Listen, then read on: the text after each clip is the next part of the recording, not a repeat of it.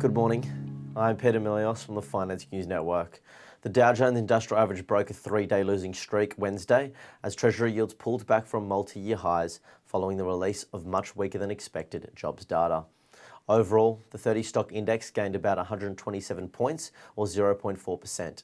The S&P 500 added 0.8%, and the Nasdaq Composite gained 1.4%. Tesla and Norwegian Cruise Lines saw gains, adding nearly 6% and 3.8% respectively.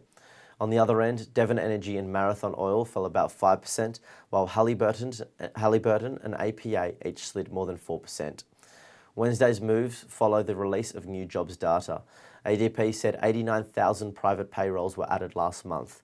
That's well below a Dow Jones forecast of 160,000 and fewer than an upwardly revised 180,000 payrolls additions from August. Treasury yields pulled back slightly from their 2007 level highs on the data.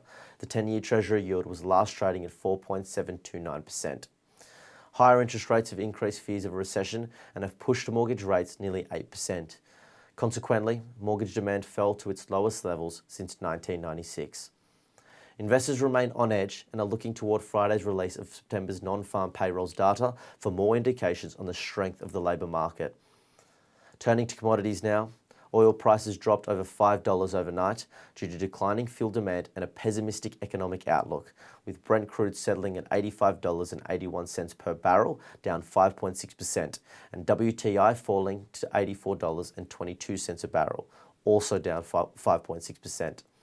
Gasoline demand hit its lowest level this year, possibly due to weather disruptions and a 30% fuel price surge in the third quarter, causing a counter-seasonal demand drop of 223,000 barrels per day, while gasoline stocks rose significantly.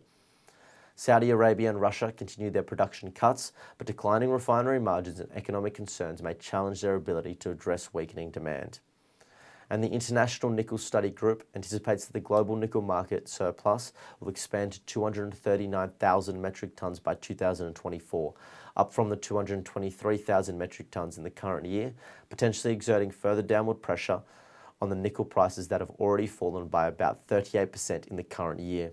This surplus is projected to occur amid a growth in global nickel demand to 3.47 million metric tonnes in 2024, driven by the recovery of the stainless steel sector and the increased usage of nickel in electric vehicle batteries.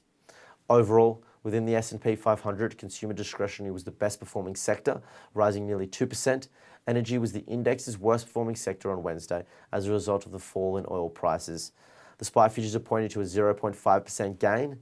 Thank you for listening.